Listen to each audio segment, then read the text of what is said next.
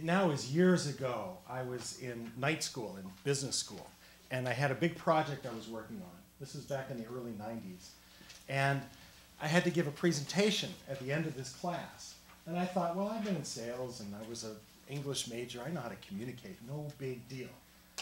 And I can't even remember what this project was about or anything, but I do remember very clearly being up in front of that group and everyone stone-faced in front of me and getting the evaluations. And they were not as kind as Toastmasters are. And it was a brutal disappointment. And the biggest problem was several people said, your ums and ahs, you have thousands, hundreds of them. It was just, it was amazing. And I knew at that moment, I thought, I have a problem that I need to address. And in my usual typical procrastination, about 14 years later, I joined the Toastmasters Club, actually this club. And I thought, well, it was finally, I thought I had the time to address this problem in my life. And so I joined this club. And it's been 4 years since I've been in it. And some of the things I've gotten out of it were obvious, that this is what I came for. And then there were many things that were not so obvious. The first obvious thing is communication. We come here to develop our communication skills. It's like, well, that's really basic. And why do we do that? We all have our own motivations. My motivation, it was something I wanted to do, but many times we do it because we want to communicate better in our workplace.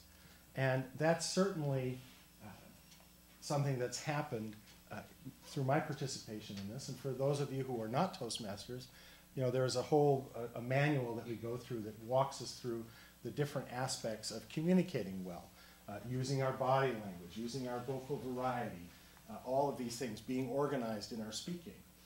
And so that part of Toastmasters is fairly obvious, and there's more.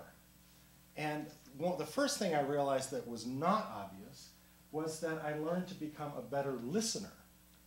Because I didn't realize that communication, a big part of communication, is listening. And I discovered that, gee, I don't really listen to people. And I never have, and I probably never will. And how did I do that is when we do later for our guests, later we're going to evaluate. My speech is going to be evaluated by my evaluator. And what you have to do when you evaluate a speech is you really, really have to listen to it. And the first few times I did that, I thought, I didn't even know what to write down because I realized, yeah, I'm not really listening to it.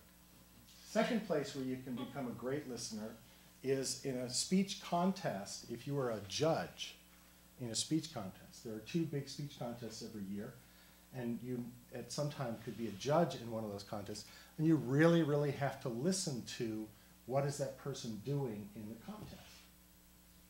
And so those are 2 areas where I learned to be a better listener, to really, when I'm listening to somebody speak, to really, really pay attention to every moment and every word that they say.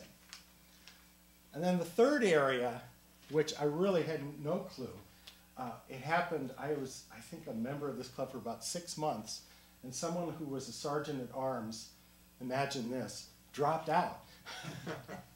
And Stephanie, who was our president at that time, said, Jeff, you could be a great sergeant at arms. And the words yes came out of my mouth before I even said, what does that do? And so I became an officer in this club. And over the years, 4 years, I've been different positions in this club, and I'm president of another club. And this has been an area where I just thought I didn't even know that it was something that I wanted to work on. And what I've learned is how to be a leader in an organization and how to, at times, fail. Toastmasters is a great place to fail. It's a beautiful place because it's very safe. It's like failing, when you're rock climbing, you have a rope on you. It doesn't kill you to fail here. And so at times as a leader, I have failed. I've messed things up. And other times I had things go really, really well. And that's been a wonderful experience for me. And through that leadership, I've learned how to run a meeting. And if somebody had told me 5 years ago, oh, you should learn how to run a meeting, I would be like, well, what's the big deal? You just get in front and run the meeting. But if you think about many, many things in life, like business or any organization or even a church, if you're, what is a church service? But it's a meeting. And you have to run it.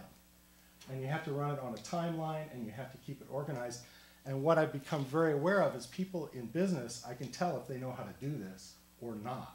If you ever get into a meeting where it just kind of wanders around, it really is really aggravating.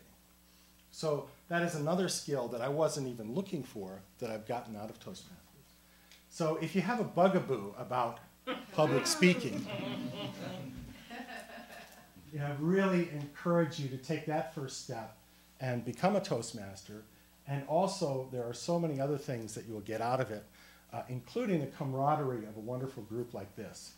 So, thank you, Madam Toastmaster.